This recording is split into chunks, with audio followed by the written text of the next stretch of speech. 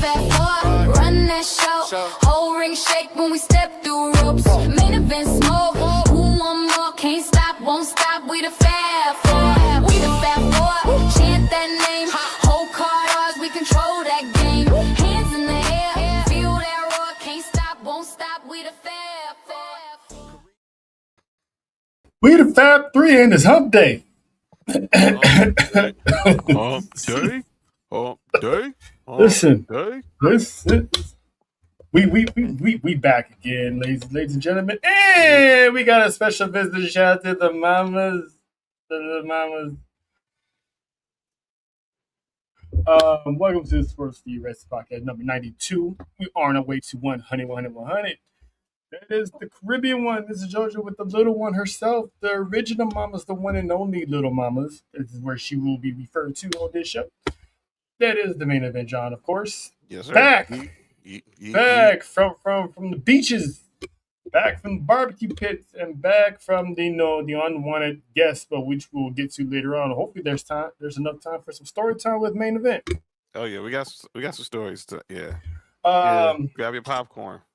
And you got some stories. And of course, I am Trail. But listen, it's Wednesday. We're so far removed from SummerSlam. How are we feeling about SummerSlam now that the smoke is settled and JoJo went to go, take care of some mechanical problems? But in the meantime, John, you wasn't here, so from the outside looking in, 'cause I'm pretty sure you was watching it as much as possible.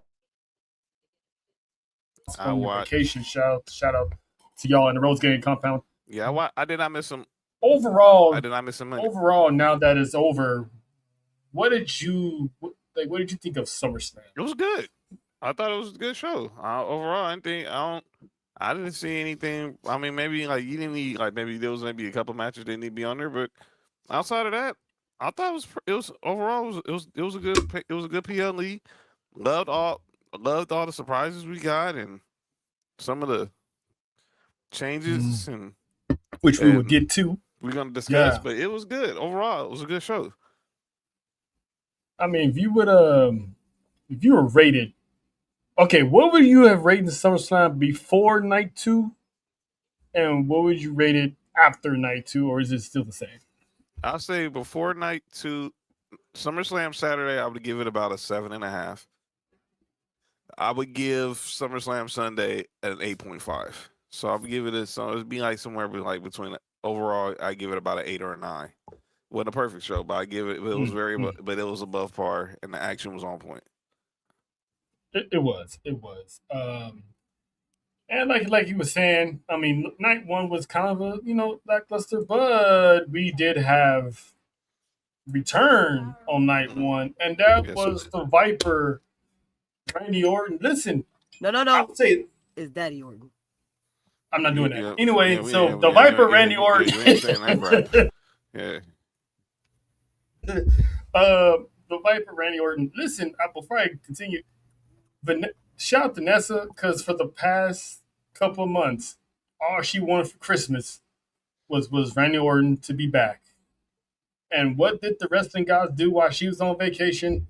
Decided to bring this man back at SummerSlam, where he essentially cost Cody Rhodes the WWE Championship against CM Punk. So pretty much we're continuing the story from WrestleMania,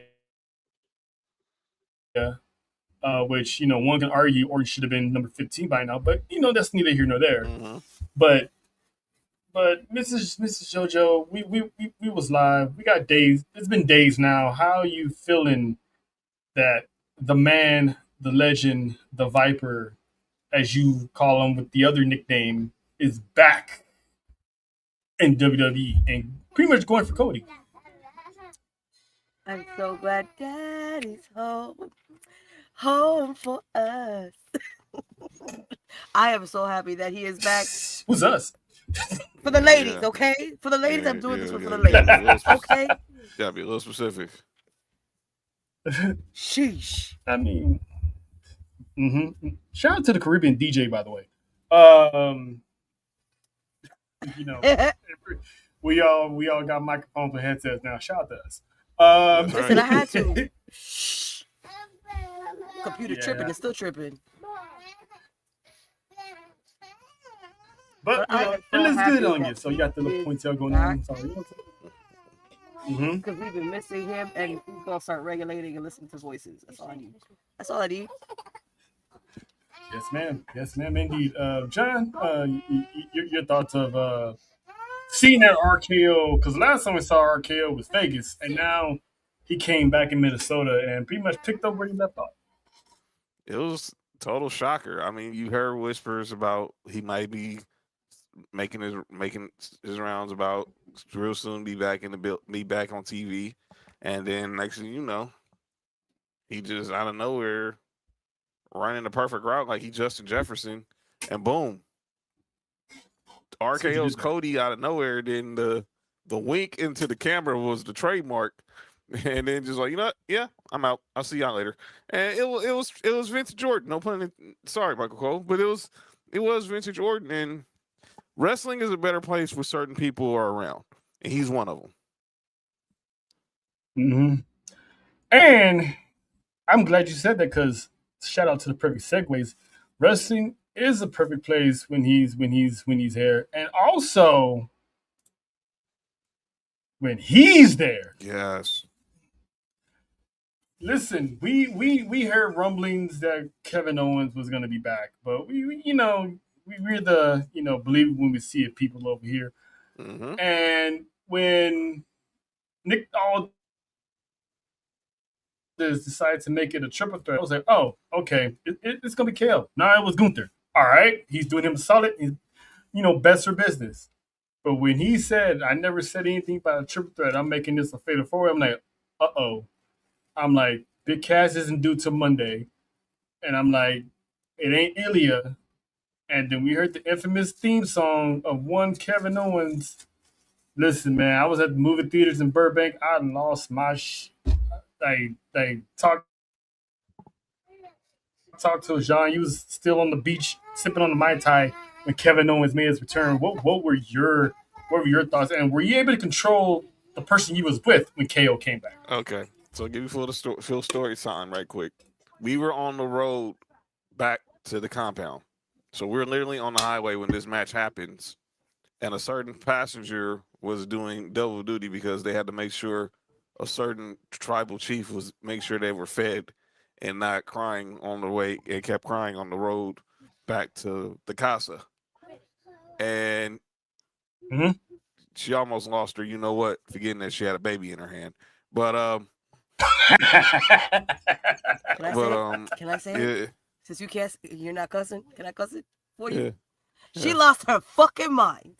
Yeah, I forgot she had a baby in her hand. Her sister had to remind her, like, look, remember, that's my child you're holding. She said, kids. She really did. And it was good. She hit that eat rule on 10 times. Yeah, she was about to really be full of emotion seeing that Kevin Owens was back, and it was a moment. I was like, whoa, I can't, because we heard the whispers and we were just seeing it. Is he gonna come back? Can he come back? And he did, and I was happy. I was happy to see KO back, because like I said about Randy, wrestling is better where certain people are around, and he, like I said, he's one of them too. And everyone knows Friday nights was missing the KO show. Yeah, and it was he definitely was a sight for sore eyes. Jojo, what was your thoughts when you seen this man after over a year or so, almost a year and a half, being gone, and you just got here too, so that's what I'm saying. I just got here. Listen, I am glad that I get to see who this man is right now. Instead of just watching clips, I get to see it in real time now. Cause like, how you gonna leave as soon as I get here? I heard stories about you. I watched the clips. Now I'm like, all right, I get to see you for real. No, bye. What? Huh? The audacity. Yeah, man. No, those spinal cord injuries, that's a gamble. I'm gonna need you to take the baby and go that way. I'm sorry, child. That's how you got here, though. But wow, we ain't gonna go there. But if I know, I know. But he was definitely a sight for sore eyes, and even Sami Zayn couldn't believe it. And pretty much, long story short, Kevin Owens wound up winning the number one contendership, so he is bound for a WWE championship match in the near future. When, that remains to be seen, because we still got a Sunday night's main event coming up pretty soon before we get to Money in the Bank. So maybe there'll be a championship match, maybe not. We'll see. But the thought of Kevin Owens, CM Punk on the mic in the same ring at the same time. At the same damn time. It's a Friday yet. It's a Friday. It's gonna be it's gonna be magical. Will there be a KO show? I would love for it. I would love for them to do it. They need to. Might as well. Is it Friday yet? Hey, you know what I love to see out of this feud, guys? You know how, well, Jojo, you're probably not going to know this, but John, you know how for years Kevin Owens has done the most dastardly things to Sami Zayn and to everybody, right? Mm-hmm. How interesting would it be if the rules were reversed, and with Sami Zayn being the crash out Sami Zayn, now he's the one doing the dastardly things to Kevin Owens, knowing that he has a spinal problem and a neck issue. It wouldn't surprise me, because I don't trust anything Sammy does these days. Because Crash out Sammy. Exactly. I don't trust anything Sammy does. He's capable of doing anything, and seeing your best friend come back from almost a career-threatening injury and steal your shine again, that's definitely gonna be sinking into Sammy's brain going forward, knowing that he's not going to that he has to try to find another way to get a shot at the WWE Championship, because his best friend stole his spot. Yep, and Sammy the Shooter is not playing nowadays, man, because he was supposed to have a one-on-one match with Finn Balor. Then it was a triple threat. He was already crashing out. Then Kevin Owens came, and Kevin Owens was the one that beat him. So I'm hoping Sammy probably sounded like George Lopez. I can never do nothing. Yes, exactly. Because once you get there, it kind of reminds me of that one. I don't know if it was an insurance commercial when the lady was reaching for that dollar, and the old man had the dollar on the fishing hook. He's like, gotta be quicker than that. Gotta be quicker than that. So hopefully this feud kicks off at Sunday night's main event, because that alone, without a championship, is box office. Because we all know that feud with Sammy and KO. It's like Triple H and Shawn, or Seth and Roman. It's like certain feuds. It's just a moneymaker. You know what I'm saying? So shout out to Kevin Owens and Randy Orton for making SummerSlam pretty good. However, that wasn't the last of the returns of the week, because this one, yes.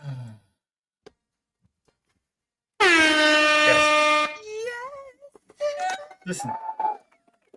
First off, let's start with the one to the left, Miss Becky. Listen, Jesus this Christ. Becky's you know what makes Becky's return so awesome on Monday? JoJo didn't complain not one time. Not an eye roll, not a what the are you doing here? You want to know why? And I'm pretty because she set Liv on fire. You want to know? Do you want, in the words of Alicia Edwards, do you want to know something? She came back and was like, Liv was like, everyone's you ain't even the greatest wrestler ever. You ain't even the greatest to fuck Dom. Oh my God. You ain't even the Oh, best. You she- ain't even the my best God. champion in your crew, in the women's champion in your Shout out group. to she showed love to Big Mommy Cool and Rhea And Ripley at the and same time, and and it was like, put down live all with one listen, haymaker. It was she beautiful. was. You know what? That day, you know what? You get conjugal visits, Becky. Conjugal visits. Oh, look at that! Whoa. Wait a minute, wait a minute. Is this? Hey John, is this? Whoa. Hey John, Sorry. are we witnessing the moment where JoJo is fine with both Seth and Becky? Oh my God. Well, the man's coming. I guess the man finally came around to getting I on JoJo's mean, good side. Wait. That's just one. It's just one. Just one. We'll see where she. Listen, she still stood in front of, and tried to eye her down. she You know? lit her up. Wait for it. hmm She lit her up so bad. She was like, "I'm here to make sure you don't take another 100 days to defend that championship." I was like, like, Yes. Ether. Yes. And I I was already like- know that I'm gonna hear a certain somebody. Love you, What's up, girl. Dalton? Hope you feel better. I'm gonna hear this. Well, Rhea, we ain't talking about Rhea.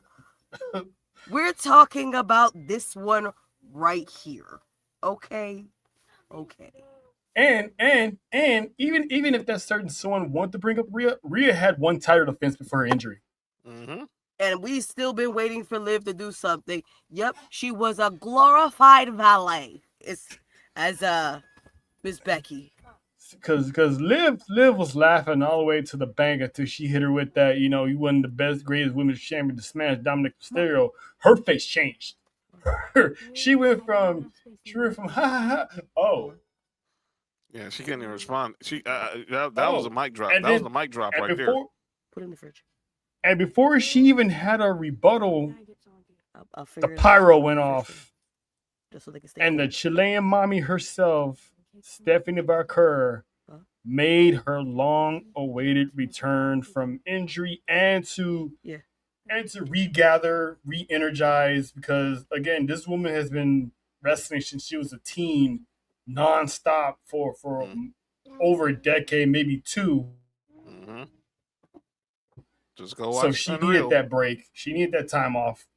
And the fact that she's back and she went straight to Liv. So now the women's division out of nowhere has went from to oh yeah, now we're back. And we're still waiting on Naomi to pull up.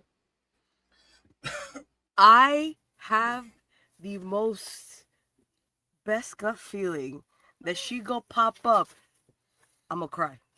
I guarantee. I cried with. I teared up a tiny bit, like right here. Like I had to suck that tear right back up. When Stephanie came out. Mhm. When Naomi comes Mhm. back, the way people are going to probably be bawling their eyes out. I'm one of them. Hi, I'm people.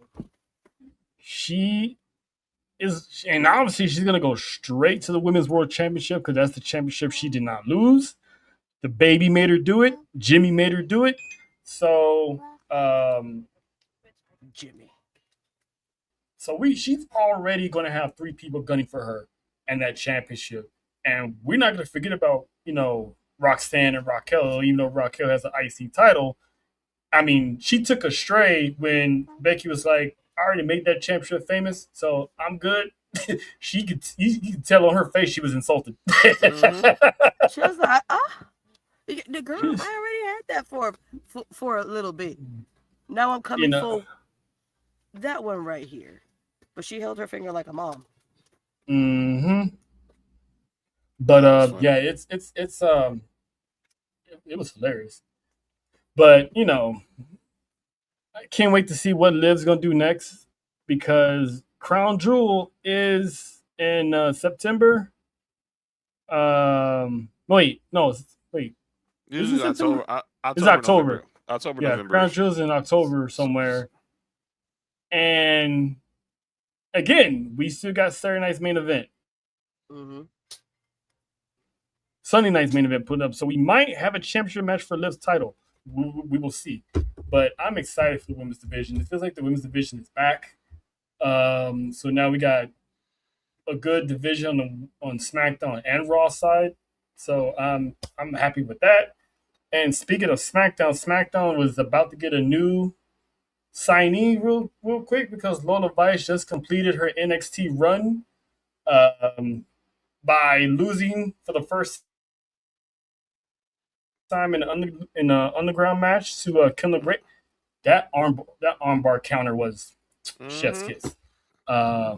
So we got the champion of the future heading into NXT. But as much as we like to talk about returns, shout out to Big Cass, he made his return, and Nyla, Javon Evans. And for the people in the back, do not make this an issue. Do not make this another issue. If y'all know what I'm talking about, just because the man is black and Big Cass is white, he said himself, nothing personal, just business. He was just the one that got his hand raised. Let's not do that. Let's not push that envelope. Por favor. Yeah, because I know we gonna talk about a certain topic, and I see certain people have an issue with that. But I want to get this also when it came to Lola and Kendall. I even seen where I think some people weren't happy that Kendall was the one that ended Lola's streak. My thing is, we didn't think the Undertaker's WrestleMania streak was going to be broken. Brock Lesnar just ended his Hell in a Cell streak. It's one of those. It's one of those when common sense come into play. Right. People saw the reports that she's going to SmackDown during the summer. Her match is underground. It's always been touted that she's undefeated. These two women are 1-1. What do you think was going to happen? The underground match will still be there because yes, they tried to make it Lola Vice's, but the underground match has been there since Shane McMahon introduced it during the pandemic era. Yes, he did. So it's her match, but let it go. That was her wrestling soulmate. But if I hear that term one more time, because people was getting on my nerves with that too. Well, wrestling soulmate. So Tiffany, they are wrestling soulmates. They are. I agree. Not because I saw where Tiffany Stratton was doing an interview. I think it was. I want to say it was with O'Shea or I don't remember. But they asked her, and she talked about some of her best matches with. She called Jade Cargill her wrestling soulmate. And obviously, some people said that was a lie. She's not your wrestling soulmate. I mean, but that's her opinion, though. If she feels like she had some of her best matches with Jade, but everyone's like, well, no, Jade's wrestling soulmate is Naomi. But we didn't say who Jade wrestles. Well, I mean, for the people. I know. I just wanted to do. I was trying to do Andrade. The people. I was trying to do Andrade when you said how you know. I was like, how you know? How you know? But yeah, Tiffany said it's who is her wrestling soulmate, not.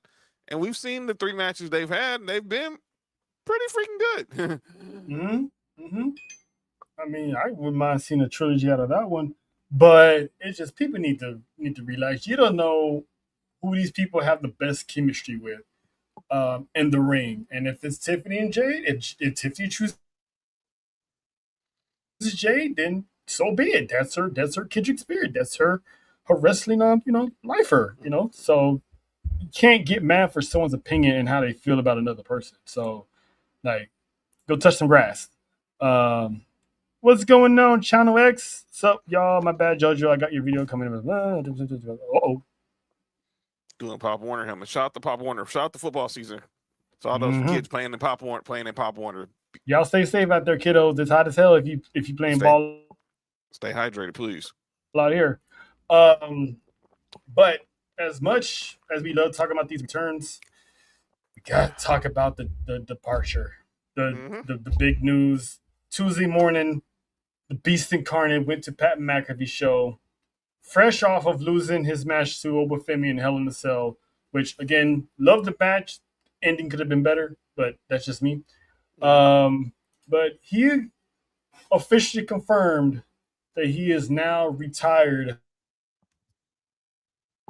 from pro wrestling. He's no longer an active WWE star. He's no longer on a part-time contract.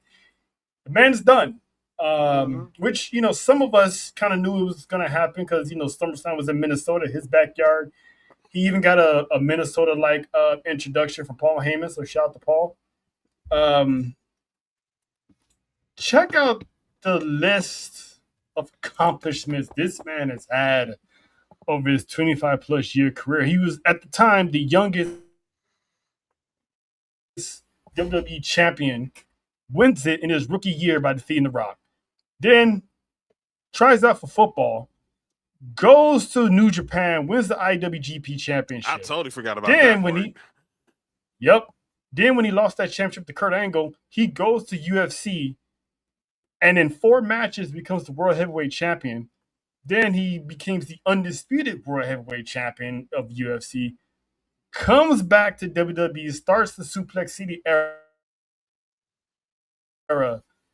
Had a lopsided, victory against John Cena. Sorry, John, no offense. Ended Taker streak. Has the longest Universal title reign at 504 days. 504 boys. I mean, this man has a career that more than likely would never be seen again in our lifetime. If there's any perfect athlete to compare him to, it's LeBron James.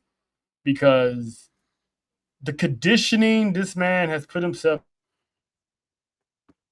through for 25 years to stay at the top of his game for 25 years. LeBron's doing it for almost 25 years as well. Mm-hmm. So and they came in Europe. They came into Europe apart.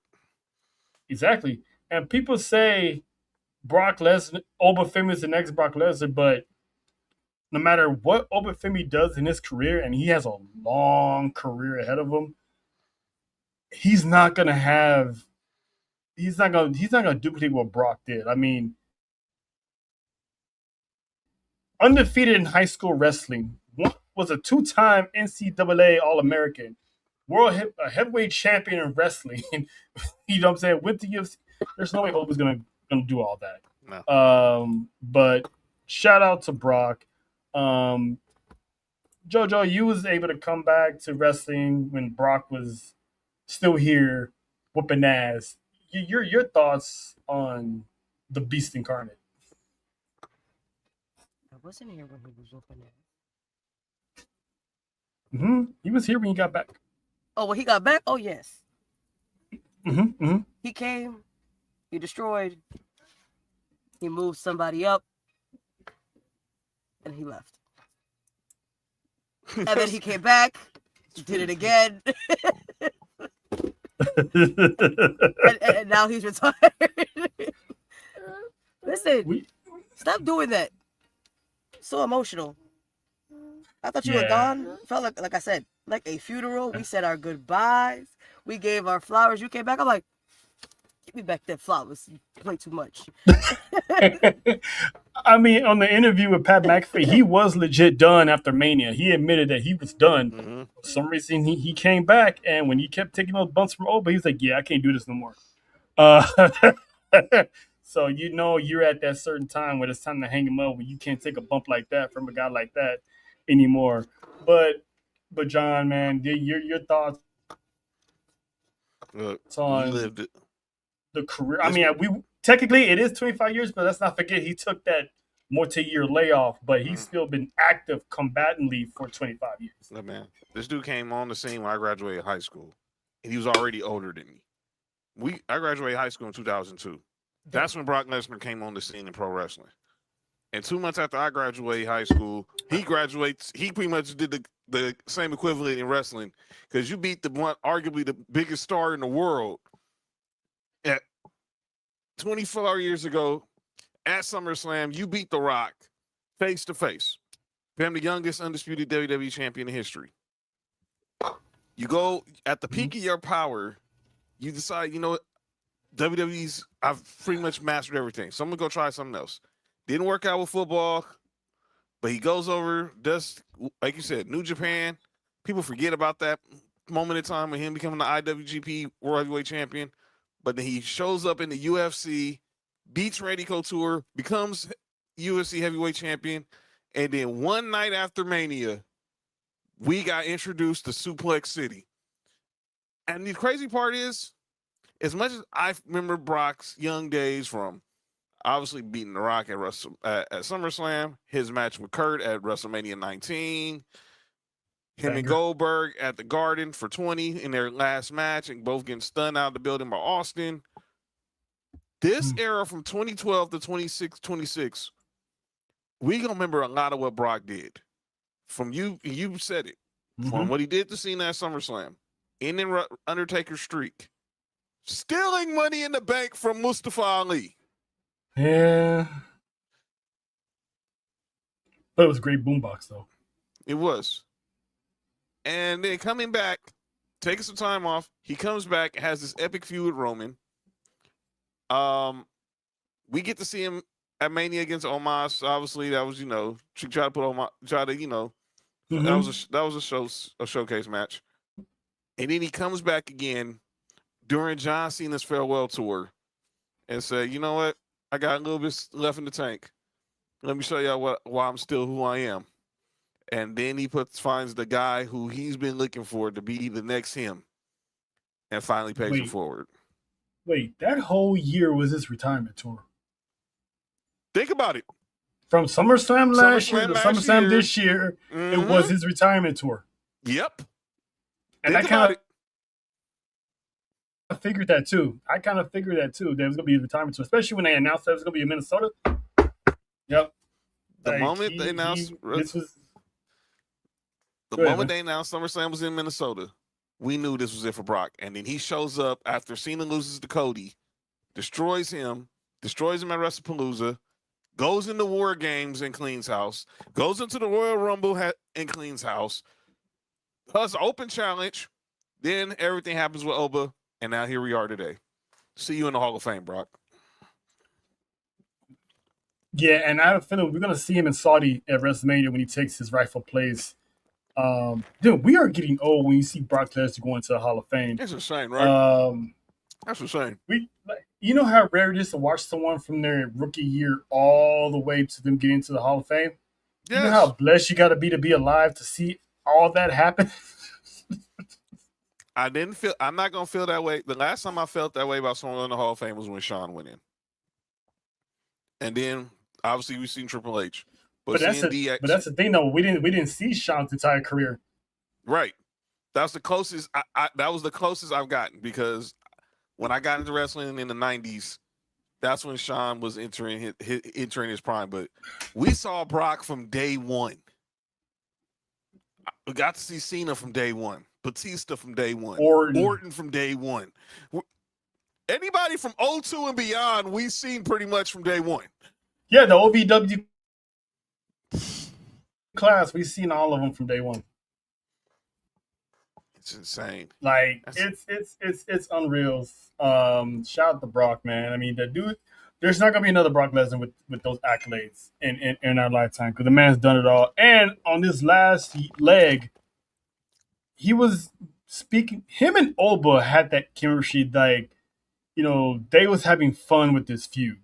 You catch cameras on Oba doing the Brock bounce, and Brock's looking at him doing the same thing, just smiling at him. They both had. Brock looked like a proud person saying, "Yep, this is my successor. The world's in good hands, and I'm out of here." So it's we're now without John Cena, AJ Styles, and now Brock Lesnar. Mm-hmm. This is a totally different generation. I mean, AJ Styles is from TNA, but AJ came out the 2002 and beyond, so he counts in that era. Yes. So we already seen our childhood go to the Hall of Fame. Now we're about to witness our young adult era going to the Hall of Fame. That's insane. It's crazy. So long overdue, and I'm pretty sure obviously Paul Heyman will induct him into the Hall of Fame, because he started out with Brock, and SummerSlam he ended it with Brock. So, but that speech is gonna be so iconic. It ain't gonna be long. What's gonna happen? He's gonna hold court. Yeah, he should headline. Yes. because I don't think Cena's going in. I think Cena's going to go in 2028. I think so too. I think Cena wants the fans in the States to be there. Brock will want to get there, get his flowers, and then head back to Canada. Which he owns a farm and runs it too. So Exactly. but I got a question. Where does Paul Heyman go from here? Because this man is teasing his next adventure either back with Braun Breaker or Obafemi. And those two had a monster stare down on Monday. Because Raw started out hot with whole new. Looks like Braun Breaker's getting that push again. Jojo, do you want to see Woof and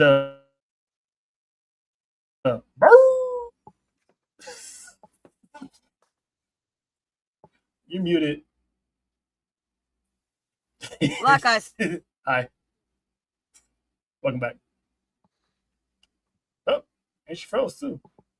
Wow. She was so warm with excitement that the computer froze on her.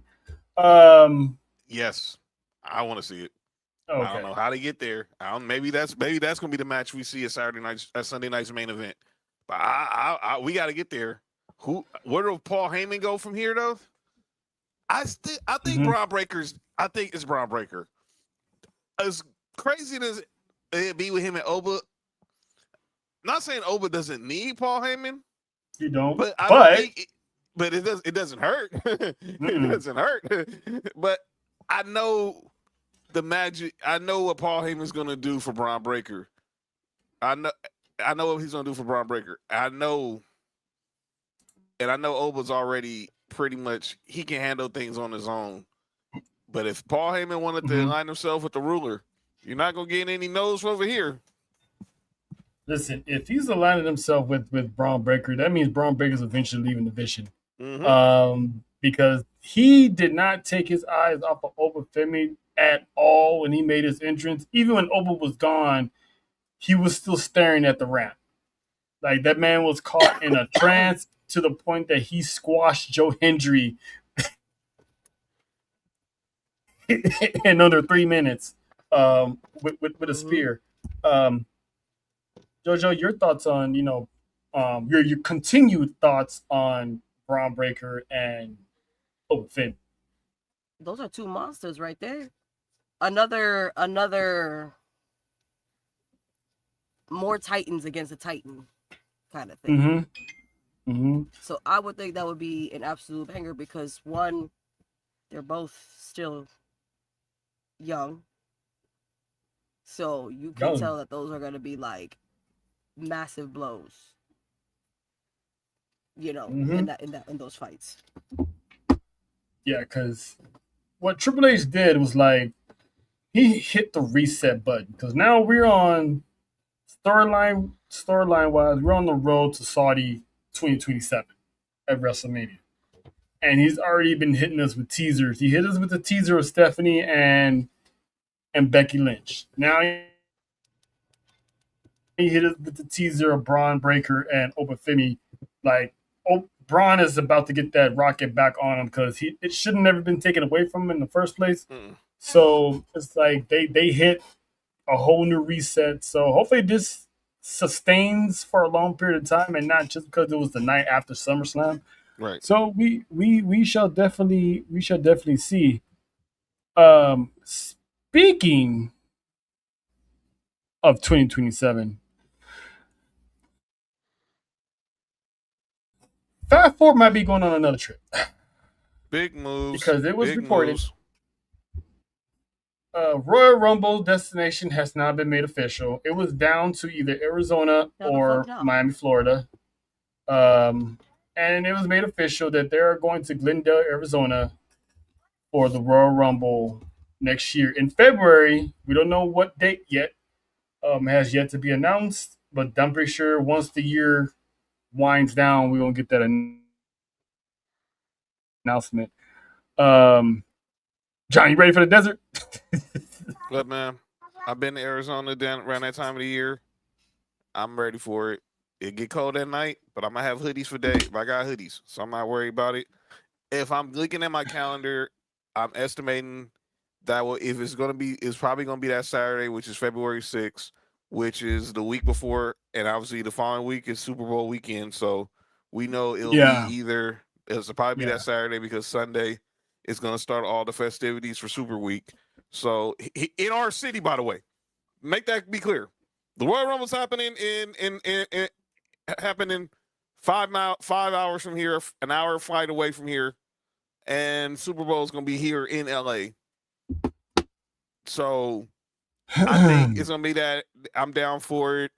The 40th anniversary of the Royal Rumble, and man, officially into WrestleMania Riyadh season, which is gonna be very interesting because I think we're gonna see a lot of comebacks this Royal Rumble.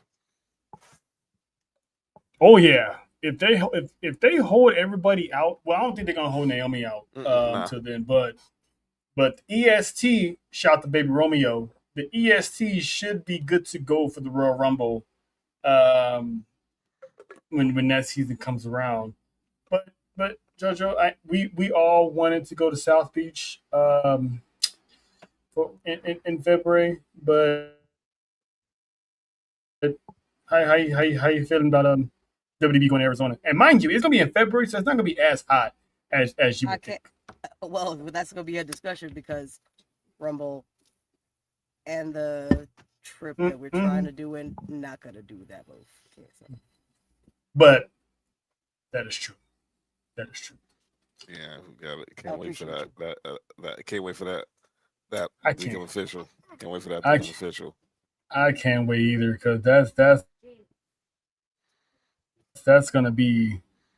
Listen, we're taking over spots now. We're starting to go on locations now. So this is cool. And if everything pops off in April, listen, you gonna be sick of us when we get back.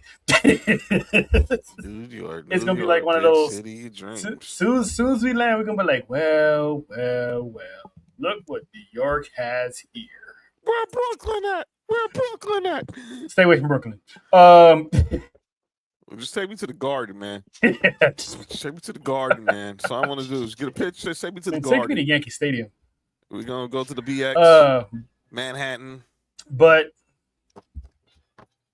yeah, it's gonna be good. Can't wait. But Royal Rumble, can't wait for it. Arizona. We know we know Nessa that lives in Arizona, so maybe probably run into her out there. That's right. But yeah. But and also when Raw went off the air Monday night, we was all giddy from ear to ear. Oh yeah. On what, you know what I'm saying? And that's because we saw after Royce Keys got dog walked by Jacob. Jesus Christ. RIP to him. Roman Reigns went to the back and he was confronted by Rey Mysterio. And Rey was like, you know, I'm a general manager of AAA. And I know Roman Reigns wasn't trying to be sarcastic, but it was just funny. Be disrespectful. I know he wasn't, but it was hilarious when he said, well, I do now, because I'm knowing Roman Reigns, he probably only pays attention to what's going on in his camp and what's going on the show that he's on. So yeah, I'm not going to take that as disrespect to Rey, but it just sounded so disrespectful. It was funny as hell. And I know I laughed. I laughed inside. I was like, that was funny. That was funny. And I know Trell usually does this, but why they have to stand that man next to that man like that? Like that was bad enough. Rey can't help it that he's 5 foot. It was like he walked up like, excuse me, he sir. walked up to excuse me, mister. Excuse me, mister. Can we out of where would you? Damn, I treat him like he Gary Coleman. Like, come on now, what you talking about? R.I.P. to Gary Coleman. Yeah, but yeah, he was like, when we was all confused, like, why is he talking to Roman? Yeah. And then he was like, let me run something by you. We was like, oh, snap. And now we know why, because Rey Mysterio today announced that there will be a tournament for all the luchadors from AAA, SmackDown, and Monday Night Raw. There will be a tournament, and the winner will have a date on Monday Night Raw, September 14th, which is the Monday Night Raw after Triple Mania has concluded. Will go one-on-one with the Tribal Chief for the World Heavyweight Championship, which is rare because Roman Reigns usually does not defend a title on television that is not a PLE. So the fact that he's in Mexico, this is a big deal. Yes. This is the Tribal Chief schedule right now. He's not due back until the 17th when he goes to Buffalo, and then obviously, you know, Cleveland. I guess they're having a Raw and SmackDown show in Cleveland that day, but September 14th is when he is going to defend that championship. But I'm a little bit confused on the tournament because SmackDown only has one luchador, and that's Rey Fenix. Monday Night Raw, as of right now, has two luchadors, and that's Dominic and Penta, because Dragon Lee is out with a thumb injury. You could throw Axiom in the luchador category though. This is true. Okay, so they got two. So you got two from SmackDown, two from Raw, and everybody in AAA. Sounds about right. Sounds about fair. Because I think the bulk of the guys are going to be coming from AAA. Right. And this tournament starts on Monday, on Monday Night Raw for basically the entire month. This is going to be a month-long tournament. We're looking at a possibility, guys. Dominic Mysterio could win this tournament and face Roman Reigns. And JoJo's starting to get that smirk on her face, like she wants to smile from ear to ear, because the thought of this man getting murdered again, getting thrown out the club. But, you know, I still got that one too. You know what I'm saying? That was hilarious. We might see this again on the 14th.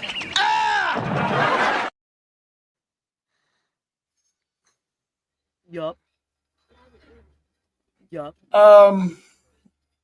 I when he said luchadors, I took it as, you know, just wrestlers from Raw, SmackDown, but I'm guessing it really is gonna be pure luchadors. So there's a chance we might get Rey Fenix and Penta going against each other. JoJo, your thoughts of this tournament? Because now it gives you a reason to really watch AAA, because what if Roman Reigns shows up at Triple Mania? I mean, I've been watching here and there as it came out, and now it's like crossing more over of the platforms is pretty cool. And to watch this man get smashed, Hulk smashed by that on a platform that's supposed to be his. It's gonna be beautiful. Because there's a good chance the winner of this tournament might be crowned either in Vegas or in Mexico. So there's a good shot that Roman Reigns is gonna pull up to Triple Mania. And if this man pulls up to AAA, you know how much buzz AAA is gonna get if they get the Tribal Chief or anybody from the Bloodline showing up. But John, who do you see out of AAA? Because there's a lot of guys out there. You got Missy Iguana, you got Abismo, you got, you know, Dr. Wagner and his brother. Jesus Christ, that dude's a monster. So it's like, who do you feel has the chance of winning this tournament and going against this generation's GOAT? I think it's Penta. I think Dom. I'll put Dom in there as well. I mean, I think Rey Fenix would be fun, but obviously, I don't think he's gonna be him, because obviously he's holding it down for the cruiserweight. By the way, that match with him and Vikingo over the weekend was fire. Mm-hmm. I want to obviously you thought them two are the heavy hitters with me, be Dom and Penta, but then I obviously want to see Dr. Wagner Jr., want to see Mr. Iguana, La Parca. What was the haters there? Well, I'm sorry, John. What was that? Oh my bad, my bad. La Parca, obviously Ganado. I will see him there, but I think the bulk of it obviously would be seeing Penta and Dom in the finals. I know everyone would love to see a Lucha Bros final, but that seems too telegraphed because we know Penta's going to win. We don't know if you get Penta and Dom in this match. I don't know what to expect because, especially now that because we getting a AAA Dom mixed into this into this field as well. So El Rojo could be getting involved. You could go Judgment Day getting involved. Anything's possible. So I think it comes down to Dom and Penta, but I'm going to lean more towards Penta because I think him and Roman will put on a banger of a match. Imagine if he hits Roman with the Mexican Destroyer.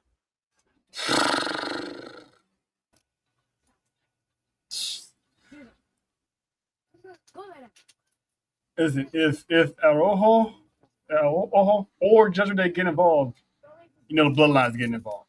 And I did see. So imagine the possibility of Jacob Fatu and Omos. Oh my Lord. Having a face off. Good luck, Jacob. No, good luck to Omos, to be honest with you. But Jacob's gonna need a ladder to get to that man's throat. No offense, Jacob. But it looks like there's no way the AAA Campeon does not win this tournament. So we're gonna get a champion versus champion. That's what I'm gonna call it. I know Nessa's probably listening. It's not. I'll say it right here and there. I got Dominic Mysterio getting to the finals just to see him get to Roman Reigns and get him packed up out of here quick, fast, and in a hurry.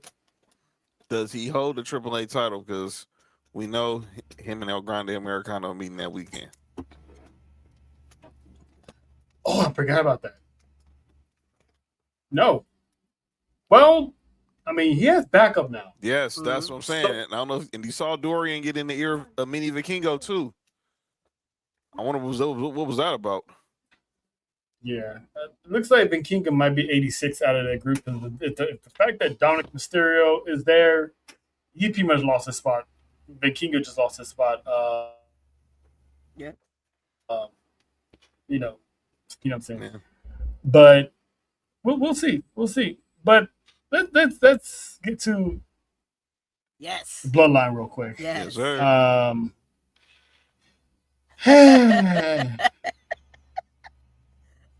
So the Bloodline got warrants out for their arrest because Lena. Jacob. Hold on, Lena. Woo. Oh, listen, Woo. if he wins the tournament and the title and takes that to Monday Night Raw again, listen, he's a made man in a loss. He's a made man in a loss. But Roman sent Jacob out to send a message. Royce Keys got bodied, and boy, did that man get bodied. Oh. But in the comical side of things, JoJo, we need to have a talk. Why Jay flinching? Because he told the Bloodline don't touch LA Knight because they failed to do it at SummerSlam. LA Knight comes out with his Walmart bag and his Walmart watch, and teasing the Bloodline. And before he walked away, he turned around and literally checked Jay to the point that Jay had to back up and take his glasses up. Why he do that to that man? Why he let him? He said to leave him alone. Boom. And of course, you gotta tempt these boys because of course they're gonna want to whoop this man's ass. Mm-hmm. You had your chance. Mm-hmm. You had your chance. Now Roman's like, you know what? I told you to handle my lightweight. You couldn't handle the lightweight. So let me show you how it's done. Leave There them you for go. me. I already handled one. I handled two. Let me handle this one for you. Exactly. So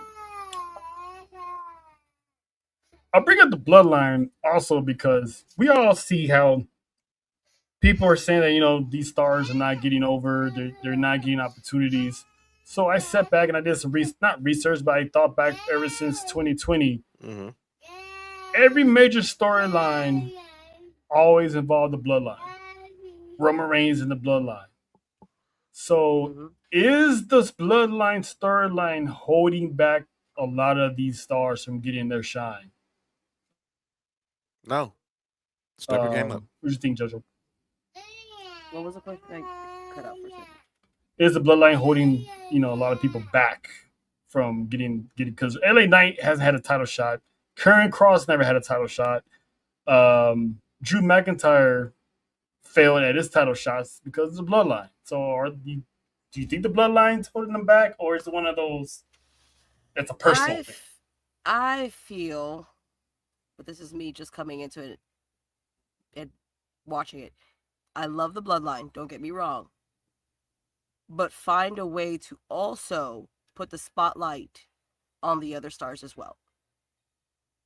Mm-hmm. Have a push for the other ones, like the bigger stars that have been there. Have Mm-hmm. them somehow work their way in there to get their title shots and, have their moment in the sun as well. Y'all have had the spotlight for how long? 6 years now, or more.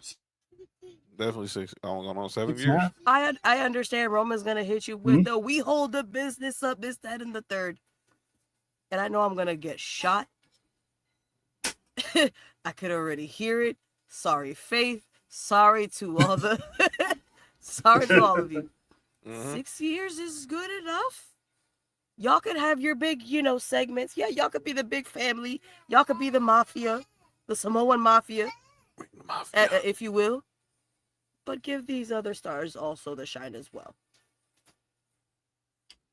And Lena, I understand Roman said, but hate to say it, it's not all about Roman either. Give these other stars their shine because they deserve it just as much as they do. They're as big as stars as well. Mm-hmm. John? I agree with everything what JoJo's saying. And What? look, you can still, but as she said, you can still get others over and still the bloodline still be dominant. That's Mm-hmm. what makes, I mean, we go back to our era, we all grew up in an attitude era. Yeah, Austin and the Rock held down were the two biggest draws, but you still had Mm-hmm. DX, still had the Nation of Domination. You had many other superstars. You had Kane. You always had Taker. You had superstars who still found their way. The Hardys, Edge, Christian, who still found their way to get on even though they weren't in the A spot. Make sure that people were talking about them, even if they weren't in the main event. I go at the 17, which is one of my favorite manias of all time. Everybody talks about Austin and Rock. They talk about Triple H and Taker, but we always talk about the TLC. We always talk about Edge and Christian. We always talk about the Dudleys. We talk about the Hardys. We talk about Jeff Hardy when he started making his singles run, when he had that ladder match with Taker. When you're given the opportunity, it's all on you to see if you're gonna make it or you're gonna break it. Now, Mm-hmm. in regards Mm-hmm. to are the bloodlines sucking all the energy out of the oxygen out of the room, it just comes with the price when you're that damn good. You're gonna come to the point like me and you talk about this in sports all the time. When you are dominant, as much as you have fans, you're gonna have as equal haters as well. It just comes with it comes with the territory. I'm a Dodgers fan. I know for the back-to-back World Series, much great fans we have as many of our detractors. I've seen it with the Lakers. I've seen it with the Kansas City Chiefs. We saw it with the Heatles. We've seen it with the Spurs. We've seen it with any great dynasty in any sport or any entertainment genre, whether it's movies, wrestling, you name it. Fast and Furious, Lord of the Rings. So when it comes to the bloodline, it's basically like they are, but at the same time, they're not. Yeah, it's like they are, but they can't help it that if your attention is going there, they're gonna keep putting they're gonna keep drawing your attention there. Mm-hmm. If you're gonna keep seeing, but go ahead, LCC. But my final thought is, if you still want to see other people pushed, you can still, it still happens. You just gotta keep being vocal about it. But yeah, as long as you're hot, and if you can, and you never want to take out somebody when they're hot, because then you don't know when that momentum's coming back. And speaking of being vocal and about being pushed, I actually got something to say. This is what we doing. We doing this. What we doing? I made this song. You like it or what? How about new? How about no? I will never get Paul Triple H Levesque.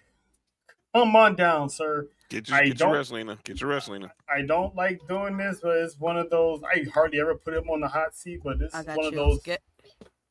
But this is one of those. I did not agree with. Get some wrestling. Appreciate you for stopping by though. So he was asked in the pro show about the lack of talent getting over. Triple H proceeded to basically throw the talent that he had under the bus, telling them, are you bigger than this person? Are you bigger than Cody? Are you bigger than Roman? Are you doing this? Basically tell them they're not getting themselves over. It's kind of hard to get yourself over, but you're not given the opportunity to get yourself over. I mean, let's look at it. Since he took over, Karrion Kross was right there. I'm not saying he shouldn't have won the championship, because I get it. The bloodline, Roman Reigns, he ran the joint, cool. But that man did not get not one title shot, not even for the mid card. That's one person that was over and didn't get their title shot, right? Jordan Grace, one of the most over people to come out of another company, go to AAA. I'm not AAA, excuse me. Go to NXT. Go to the main roster, and she has no creative direction right now. And there's rumors of her leaving. You had Aleister Black back, one of your guys, who's getting over. No title shot. Blake Monroe. I mean, I get it, she just got here, but already the bookie doesn't really make sense. But I'm gonna let that one go because they're setting up for her and Tiffany. Cool. But it's you can't sit here and call out the roster and tell them to get themselves over when you're not giving them a chance to get over. It's like these guys are some of these people are sitting in catering, wondering, are they ever going to get a chance to get over? Johnny Gargano, Johnny Wrestling, was over when he got called up. Now he's laying on his stomach for how many months is Ciampa left? Nothing. Candice LeRae, nothing. So it's like, if you're gonna say step up, there's only so much you can do. I mean, the live events are back. They're trying their best to get themselves over. Braun Breaker was over, and you asked him a little bit. So it's like, am I tripping, John, or because the people I named were over? So why have they not gotten opportunities if he's saying they need to get themselves over? Did they not get themselves over? We see what we see, but it's maybe something that we don't see. And when that question was asked, it wasn't going to be a win-win situation, because there was nothing he was going to say that was going to satisfy the masses. It's like what he said was going to take. Even if he did say something that was a little more on the political side, I think it still would have pissed people off, because people go, because I'm seeing already all this I'm seeing on Twitter today. Why Carmelo Hayes hasn't been in a PLE since Royal Rumble last year? I'm tired of it. Corbin stole his spot. Corbin stole his spot. No, that one I disagree with. Yeah, I don't think That I Corbin disagree stole his. with. I don't think Corbin stole his spot, but him being on a PLE and me on PLE since Rumble was crazy. Why? Sammy stole his spot. Blah blah blah. We that's a whole nother conversation. I don't think there was nothing he could have said that would have made him look good regardless, because there's so much depth on the roster, and there's so much depth that's not being used, and it hurt, and then the fan base hurts. But like I say, also to the fans, and people say this all the time, you have options. If you don't like what you see, use this. Yeah. And I'm not saying it just say, oh, just start watching WWE. Numbers matter. Yeah. If they start seeing the numbers drop, and they start hearing the voice, and the numbers are shifting towards certain people, like you just named, Jordan Grace, Ilya, Melo, Cross, LA Knight. They pay attention. A lot of people feel like what happened on Monday was just an overreaction to all the criticism about Liv Morgan's title reign. Maybe so. But it was right on time, because the moment Liv said the girls in the locker room were scared of me and I'm going to hold this belt for another 100 days, they was like, okay, we can't have this again. Because the next 100 days, that leads into war. The next 100 days leads into war games. Yep. And she's going to be captain of that team whenever whichever one it is. So, yeah, I get what you were saying. And look, it was Triple H was going to be in hot water whether he said the right thing or he said the wrong thing. So, currently, he said what he said, and he believes it. But it's tough. I mean, if you don't get the opportunity, if you're not getting the chance to be seen, no one gonna knows what you have to offer. Right. But I mean, you're right. There's something he could have said and done. But in that instance, when you know there's been outcry for at least over a year of talent not getting over, that was not a good look in my opinion. But I'm not gonna stop loving the man. So it is what it is. Jojo, you want to add something to it, or are you good? Okay. All right. Really quick, John, to pretty much stay in the Levesque family. This ticked me off. This is what we're doing.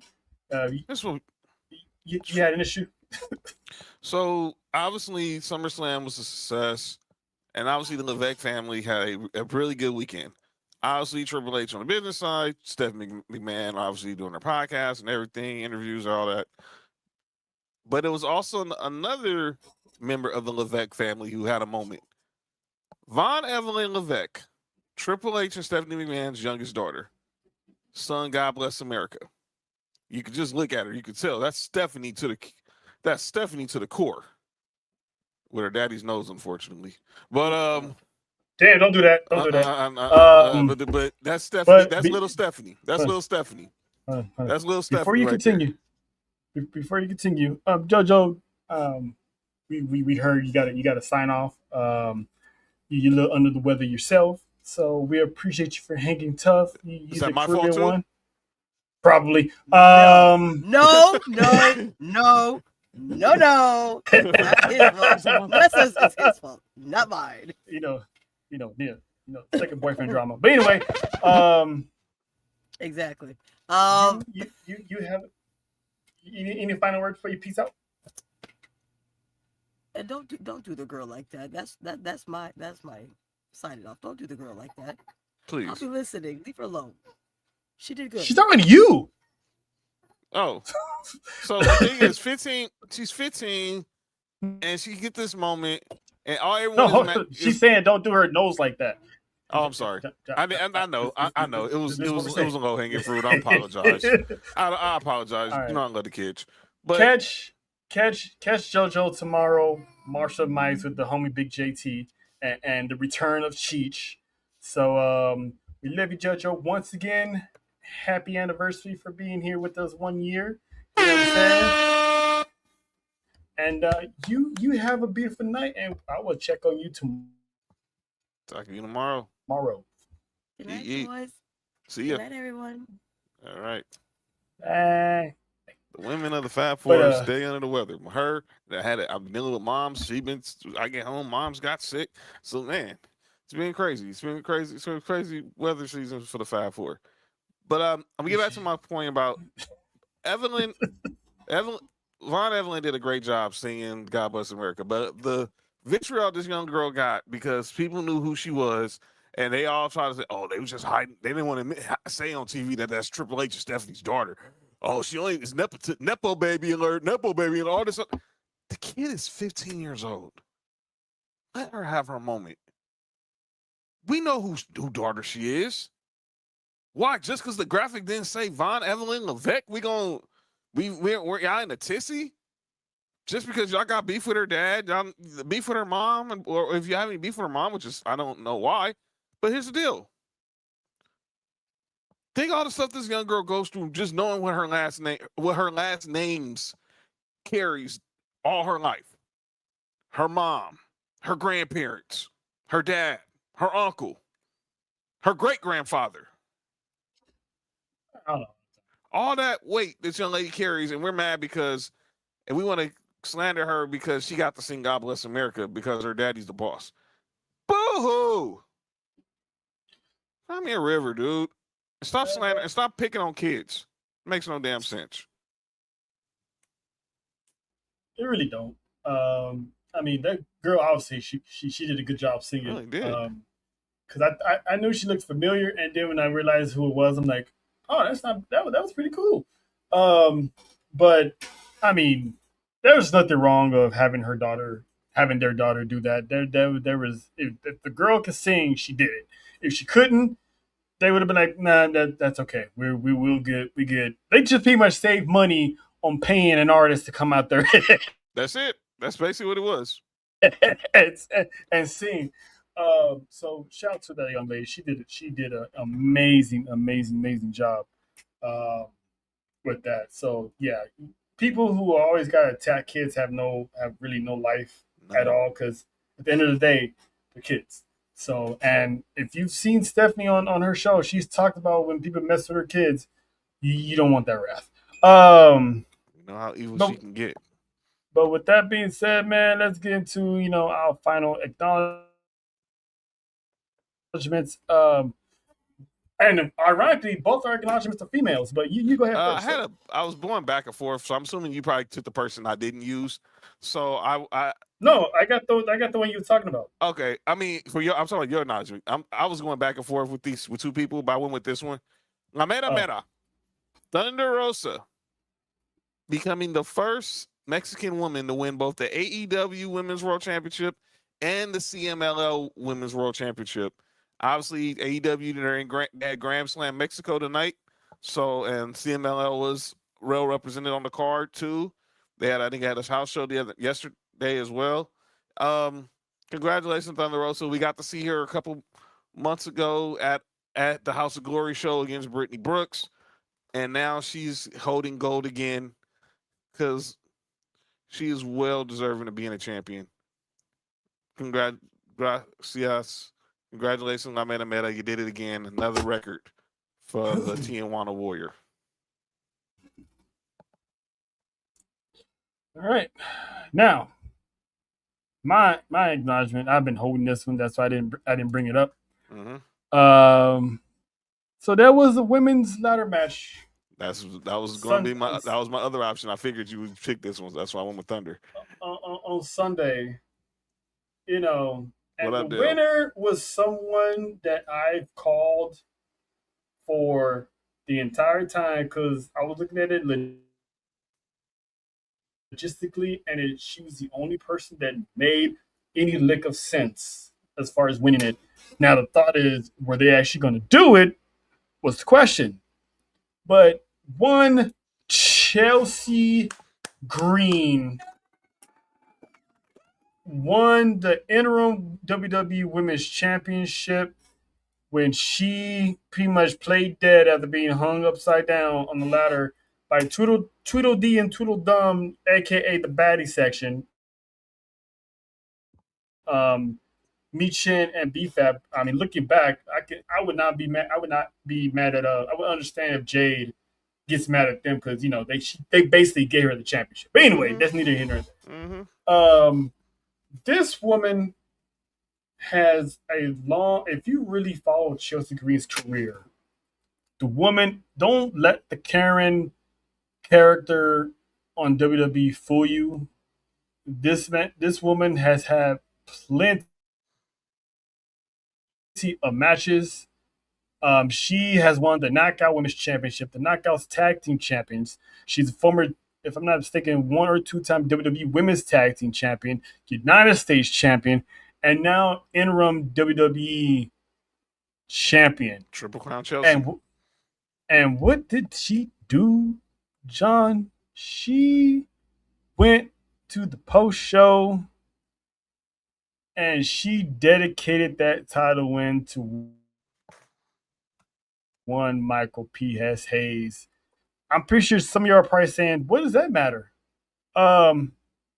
Season 1. No, it wasn't season 1. Was it last season? Season 2 of Unreal? Season 2. He was on record saying that Chelsea Green, basically I'm paraphrasing, she didn't belong on the level of Charlotte Flair, on the level of Becky Lynch.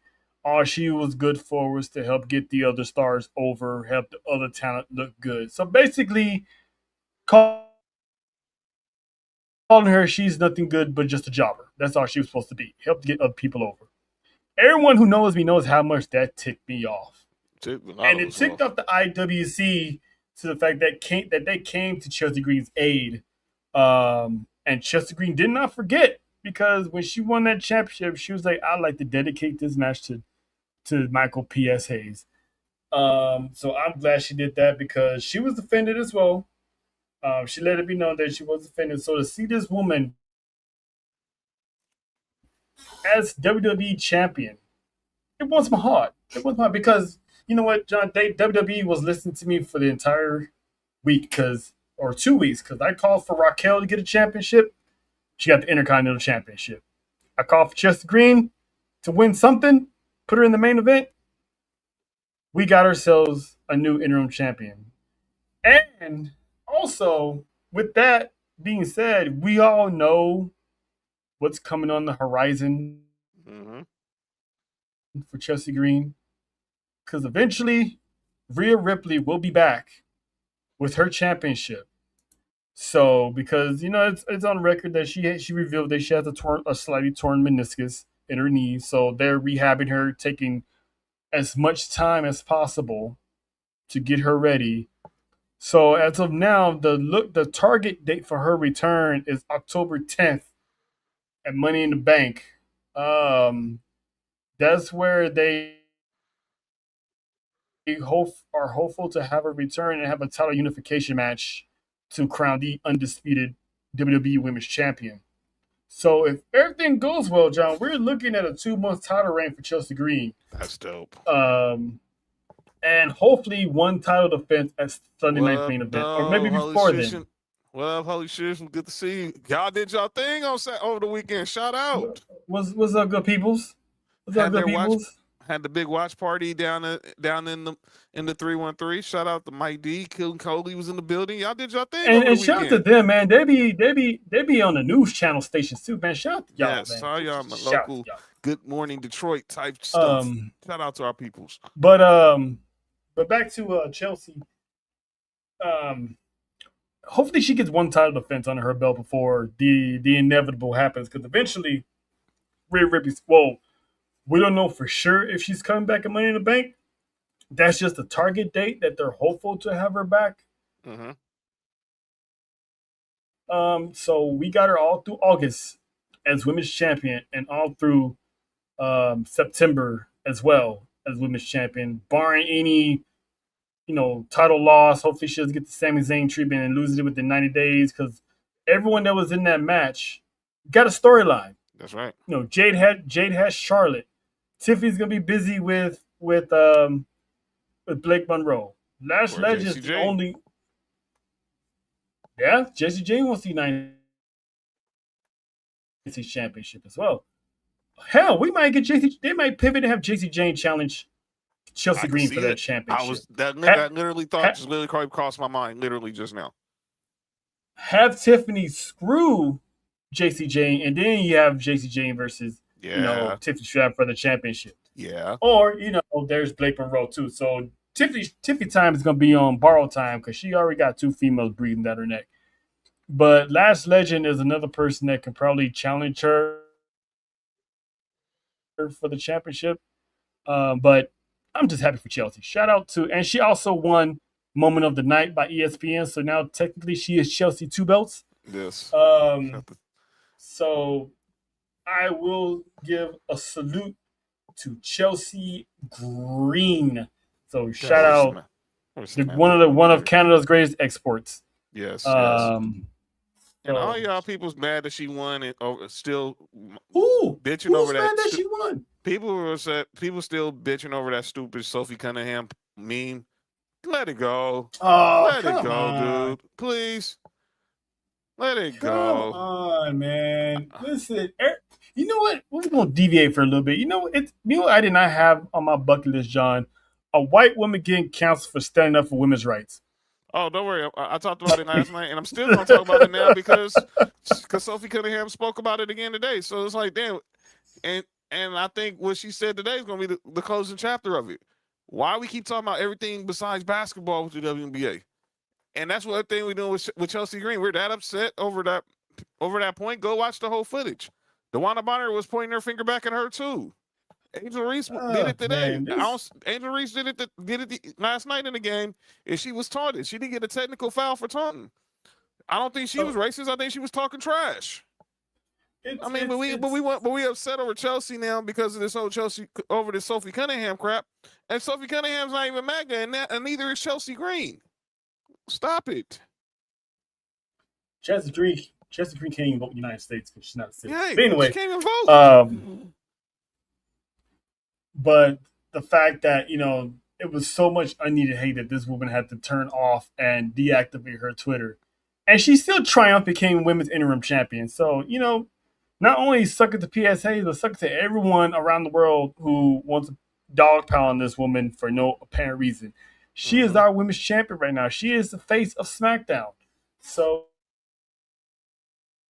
and she is the perfect person for all the PR tours, the media tours, the red carpets. If there's ever a need for a red carpet, she's the perfect woman because she has that charisma. She has the look. So shout out to her, and much love to Matt Cardona because he's been her biggest supporter since day one. Oh, I'm glad you brought that up. So obviously we saw Matt Cardona's video when Chelsea won, and she comes down ringside, she hugs her mom, or she hugs her dad, she hugs Matt. I go back to the whole Sophie Cunningham meme because everyone was mad at her and Tiffany Stratton for doing this and said Charlotte Flair was understanding the assignment by not doing it. No, Charlotte Flair was just staying in character. There was a video that circulated. Guess who was the first person that was congratulating Chelsea Green when she was sitting on top of that ladder? I lost the back.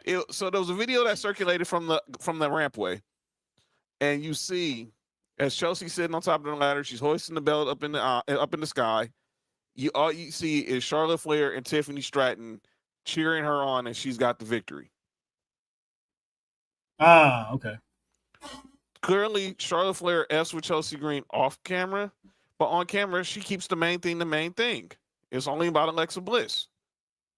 But y'all was real all thinking, just because Charlotte Flair F's with us, that was the reason why she didn't do the whole finger point thing. No, that's just not in her character, bro.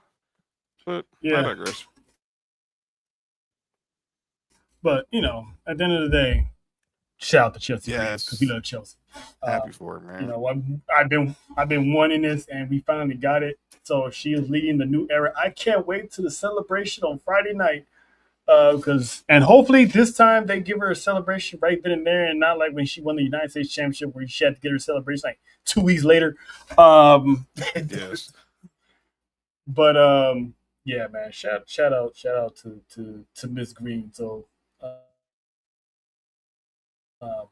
but yeah, man, this has been a good show. Shout out to JoJo. Shout out to everyone that pulled up. We are getting close to episode 100 of Sports for You. 100 Wrestling. I mean, we already passed the 2-year mark that we had our first PLE watch along. Mm-hmm. So this coming October will be marked the 2 years of Sports Yes. Speed Wrestling podcast. So That's which is right. it's gonna be always memorable because it was the week of my birthday. She So Dale asked, does she kill the USA gimmick? Well, if you go to her post when she did the post the post show. no, because her new slogan now is "We entered the world of domination." Yes. So she's up the ante Yes. on, but she still does the salute. Yes, we're still saluting her, but it's world domination from Chelsea Green going forward as long as she has that belt around her waist. And I saw the image of her, obviously, because you was talking about it earlier, her being a TNA champion, Knockouts tag team champion. And I saw the image of her when she was Hot Mess Chelsea, when she was an Impact champion. Oh yeah, it was Deanna Purrazzo. And then obviously I seen the Knockouts where it was her and Deanna Purrazzo. And now she's the only woman to have won world titles and tag team titles in both WWE and TNA. And she's a Triple Crown champion. All she need to do is get the Intercontinental title. She's Grand Slam Chelsea. Yeah. So it's the woman has a great career that everybody sleeps on. So for her to get her flowers finally, because the woman's been over. Chelsea Green, in my opinion, I think when most of the world started taking notice was after that dumpster match with Michi. That was a good match. I think that was where people started to open up because Chelsea Green was given dog shit and made it and turned it into a buffet. She did. And she made lemonade out of sour lemons that she got. And again, Never complained. Never complained. She was like, hey, it's just show business. Like that was always her answer. Like, it's just show business. It is what it is. And look where it got her. She's on top of the mountain. And sorry fans of Lucha Underground. Now she has that women's title. Y'all definitely will never ever get the chance to see her in Penta. That's new money. Oh no, she shut that down. She shut it down now. That's never happening again. New money. That's new money. She's That's new not money happening now. again. She's new money now. And by the way, her house the house that she at her and Matt Cardona got made was dope. And shout out to her for pretty much embracing Matt Cardona's addiction to figurines. Hey, she's just being a good wife. Yes. Because she's just being a good wife. I know that's a challenge when your husband likes to collect things.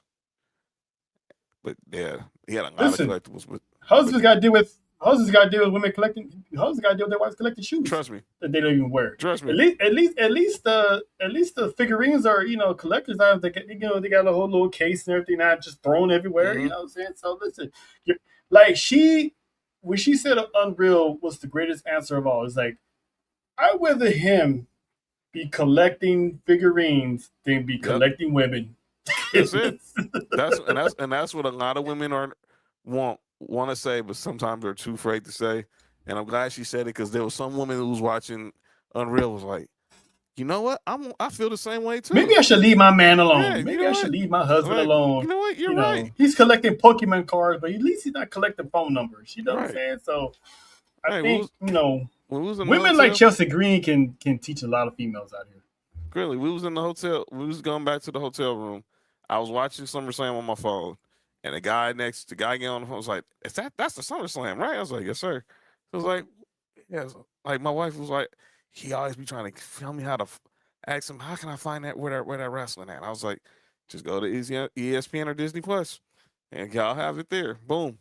And shout out to ESPN Unlimited because I got to watch NXT live yesterday for the first time, and God knows when.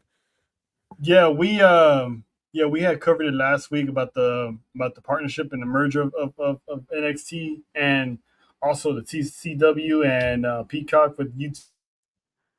Yes, it's TV. So yeah, so it was. I was doing chop ups, so I didn't get a chance to catch NXT live. But thank God for Netflix because if you got a VPN and you don't really want to buy ESPN, you still got VPN on Netflix as a backup option. So you still get to watch it live. Shout out to So, the but 15 shout out to more options out there. So it's like mostly Options. everything is going to go through ESPN. So eventually, when Saturday night's main event is done with Peacock, expect to see that on ESPN as well. Yep. So Pretty much.